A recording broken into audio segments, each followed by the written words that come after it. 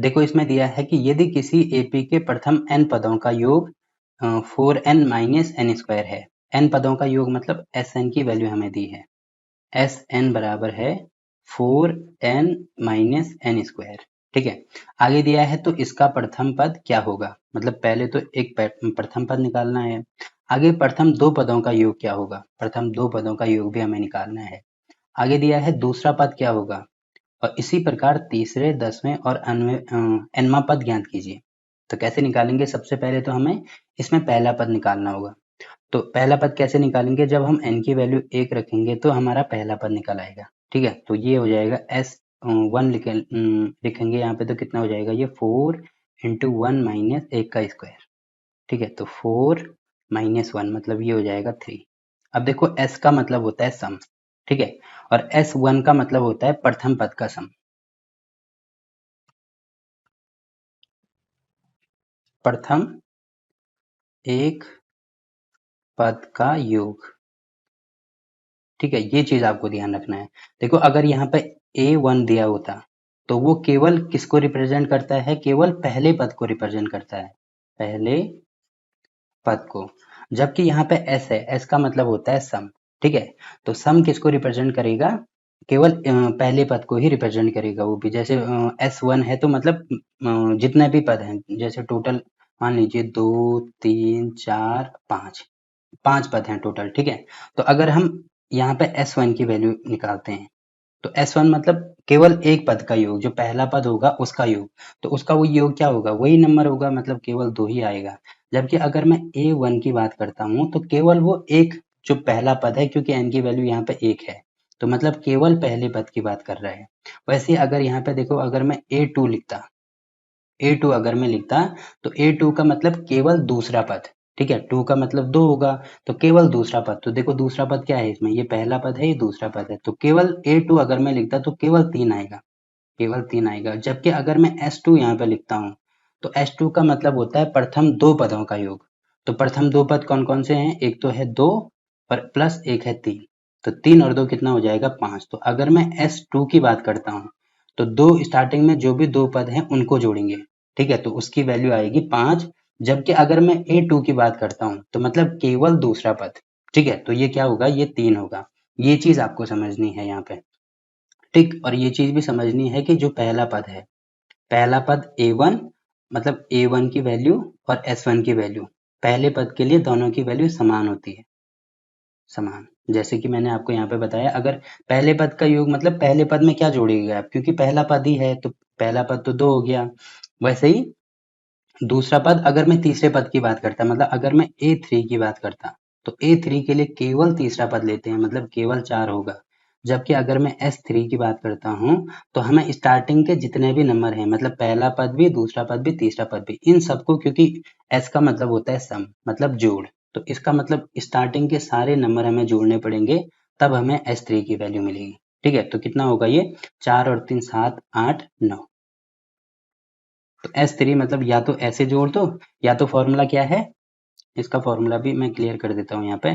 Formula है Sn बराबर n/2 into 2a plus n-1 into D. ठीक है, या तो मतलब क्योंकि अभी स्टार्टिंग में कम नंबर है, 3 नंबर है, तो हम आसानी से जोड़ सकते हैं। बट यहीं पे अगर नंबर 20 हो जाते तो उनको तो जोड़, तो वैसे आसानी से जोड़ तो नहीं सकते हैं, इसीलिए क्या करते हैं, इस फॉर्मूले का यूज करते हैं। ठीक है, क्योंकि 3 नंबर थे तो हमने आसानी से जोड़ दिया। अब इसी फॉर्मूले का यूज करके हम S3 की वैल्यू 9 निकालेंगे। देखो कैसे, S3 मतलब n की वैल्यू कितनी होगी, 3 होगी। ठीक है, तो यहाँ पे S3 बराबर n तो 3 है, तो ये हो गया 3/2 इंटू 2 इंटू a की वैल्यू देखो यहाँ पे कितनी है, a 2 है, तो यहाँ पे क्योंकि a मतलब पहला पद, तो 2 है तो यहाँ पे 2 हो जाएगा, प्लस n 3 है तो 3 माइनस 1 करेंगे तो ये हो जाएगा 2 इंटू d कितना है, दूसरे पद में से पहला पद माइनस कर दो, तो 3 में से 2 माइनस करेंगे तो यहाँ पे आएगा 1। ठीक है, अब इसको सॉल्व करना शुरू कर दो, तो ये हो जाएगा 3/2 इंटू 2 दूनी 4 प्लस 2, तो 4 और 2 कितना होगा 6, तो 3/2 इंटू 6। अब इससे ये काटेंगे तो यहाँ पे होगा 3, तो 3 गुणा 3 देखो यहाँ से भी 9 आ रहे हैं। ठीक है, और हमने यहाँ पे डायरेक्ट जोड़ा तब भी 9 आ रहा था, और ये वाले फॉर्मूले का यूज करा तब भी 9 आ रहा है। ठीक है, ये फॉर्मूला कब के लिए यूज होता है, जैसे अगर छोटे नंबर है, मतलब 3 4 नंबर अगर हमें जोड़ना है तो डायरेक्ट जोड़ देंगे। बट अगर नंबर 1000 हो तो उस कंडीशन में तो हम नहीं जोड़ सकते हैं ना, उस कंडीशन में इसी फॉर्मूले का यूज करना पड़ेगा। इसीलिए अपनी सहूलियत के लिए हमने ये वाला फॉर्मूला बनाया है। तो ये चीज आपको क्लियर होगी कि A1 का क्या मतलब बनता है, A2 का क्या मतलब बनता है, वैसे ही S1 का क्या मतलब बनता है और S2 का क्या मतलब बनता है। ठीक है, तो वैसे ही देखो यहाँ पे S1 का मतलब पहला पद, तो इसको हम A1 भी लिख सकते हैं, क्योंकि A1 और S1, क्योंकि पहला पद है तो पहले पद को जोड़ना है, किससे जोड़ना है, खुद ही वो नंबर है। तो S1 और A1 हमेशा ही समान होते हैं। ठीक है, तो S1 को हो या A1 को हो, ये हमारा पहला पद आ गया 3। ठीक है, वैसे अगर मैं n की वैल्यू 2 रखता हूँ, मतलब पहले दो पदों का योग, मतलब S2 हो जाएगा। तो S2 बराबर कितना होगा, यहाँ पे वैल्यू रख दो। देखो ये हमारे पास फॉर्मूला दिया है, तो 4 इंटू एन की वैल्यू है 2 माइनस एन स्क्वायर, मतलब 2 का स्क्वायर हो जाएगा। अब इसको सॉल्व करेंगे तो कितना आ रहा है, ये 4 गुणा 2 मतलब 8 माइनस 2 दूनी 4। अब इसमें से 8 में से 4 माइनस करेंगे तो ये आएगा 4। तो S2 बराबर आएगा 4। तो S2 का मतलब मैंने क्या बोला था आपको, प्रथम दो पदों का योग। ठीक है, तो प्रथम पद तो होता है A, दूसरा पद क्या होता है A प्लस D। तो पहला पद और दूसरा पद, इनका योग, मतलब बीच में जो प्लस का साइन लगा देंगे, तो इनका योग हमें दिया है किसके बराबर है, 4 के बराबर है। अब देखो हमने पहला पद तो यहाँ से निकाल दिया था, पहला पद कितना है 3 है, तो यहाँ पे A की वैल्यू 3 रख देंगे, चूंकि A बराबर है 3, तो यहाँ पे वैल्यू रख दो। तो ये हो जाएगा 3 + 3, 3 + 3 + D बराबर हो जाएगा 4। तो 3 और 3 ये हो जाएगा 6 + D बराबर हो जाएगा 4 के। तो D की वैल्यू कितनी आ रही है, 4 - 6, मतलब D बराबर आ रहा है माइनस, इसमें से ये माइनस करेंगे तो ये होगा -2।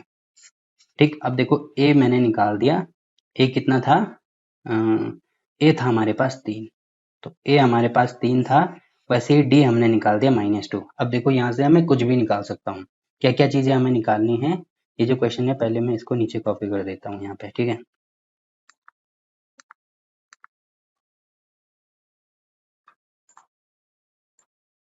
अब देखो हमें निकालना क्या क्या है।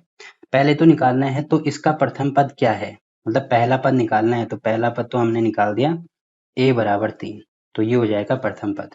आगे दिया है प्रथम दो पदों का योग क्या होगा, प्रथम दो पदों का योग मतलब S2 की वैल्यू हमने निकालनी है, तो S2 की वैल्यू तो हमने यहाँ पे निकाल दी थी। S2 कितना था, S2 बराबर 4, तो S2 बराबर हो जाएगा 4, प्रथम दो पदों का योग तो हो जाएगा 4। ठीक है, या आप यहाँ से भी निकाल सकते हैं। ठीक है, A की वैल्यू आपके पास है, D की वैल्यू आपके पास है, N की वैल्यू 2 रखना, तो यही चीज हमारी आंसर आएगी। तो ये तो हो गया। आगे दिया है, ये भी निकाल दिया।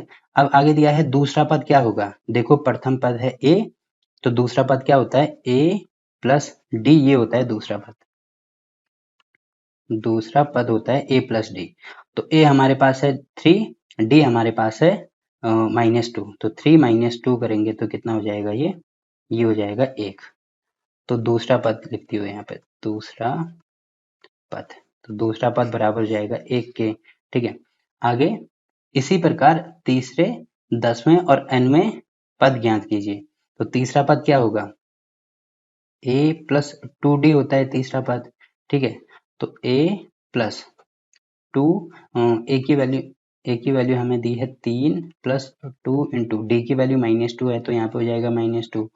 अब ये हो जाएगा 3, माइनस प्लस का माइनस होगा और 2 दूनी 4, मतलब ये होगा -1। तो यहाँ पे लिख देना तीसरा पद बराबर हो जाएगा -1। अब कौन सा पद निकालना है, 10वां पद निकालना है। ठीक है, तो n बराबर होगा 10। तो क्योंकि केवल 10वां पद मतलब a 10 की वैल्यू निकालनी है।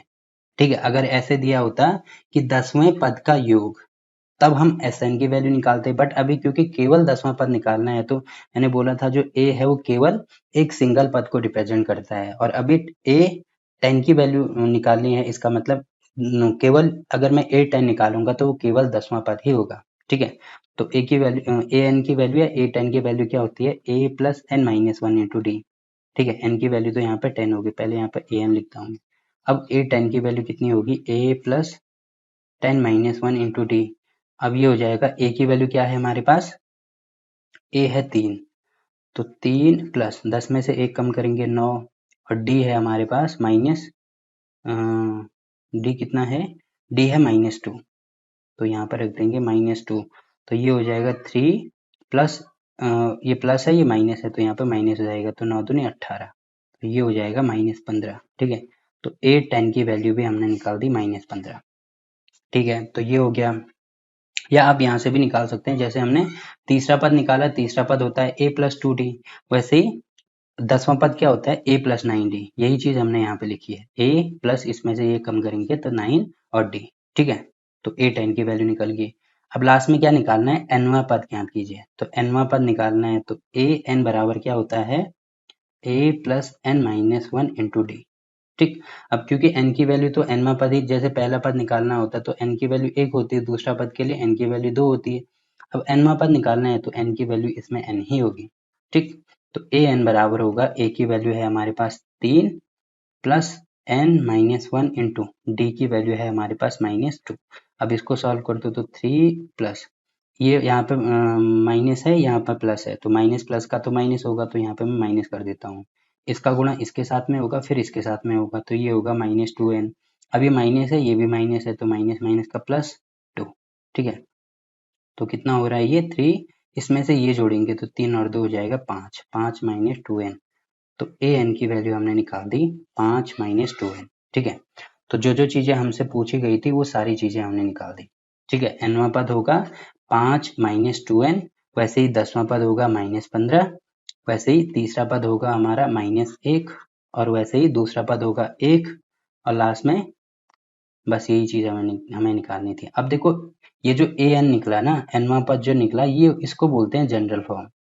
ठीक है, जनरल फॉर्म होने का मतलब क्या है कि इस पर्टिकुलर क्वेश्चन के लिए अगर मैं a की वैल्यू मतलब n की वैल्यू कुछ भी रख दूं तो हमारा वो वाला पद आ जाएगा। जैसे अगर सबसे पहले हम इसको निकालते और तब पूछता वो कि मुझे 10वां पद निकालना है, तो n बराबर यहाँ पे 10 रख दो, तो यही हमारा आंसर आएगा। जैसे n बराबर मैंने अगर यहाँ पे 10 रख दिया तो ये क्या हो गया, A10 बराबर 5 - 2 इंटू n की वैल्यू 10 है, तो ये कितना हो गया 5 - 10 दूनी 20। तो इसमें से ये माइनस कर दो, देखो यहाँ से कितना आ रहा है, ये आ रहा है -15। अब देखो यहाँ से भी हमने निकाला तो वही आ रहा है, और ये जो जनरल टर्म है यहाँ से भी निकाला वही आंसर आ रहा है। ठीक है, तो बस ये आपको सिखाने के लिए था कि जनरल टर्म कैसे निकालते हैं। ठीक, वैसे अगर मैं यहाँ पे तीसरा पद भी निकालता तो तीसरा पद देखो यहाँ से -1 आ रहा था। अब ये जो जनरल टर्म है इससे भी निकालता तब भी -1 ही आएगा। देखो n की वैल्यू अगर, क्योंकि तीसरा पद निकालना है तो n बराबर 3 होगा, तो A3 कितना होगा, A3 बराबर 5 - 2 इंटू n की वैल्यू 3, तो ये हो जाएगा 5 - 3 दूनी 6, तो 5 माइनस मतलब 5 - 6 करेंगे तो यहाँ से भी आ रहा है -1। ठीक है, तो तीसरा पद -1 आ रहा है, और यहाँ से भी देखो हमने इसको सॉल्व किया था तब भी कितना आ रहा है, -1 ही आ रहा है। ठीक है, तो ये सारी ऑब्जर्वेशन आपको समझनी होंगी।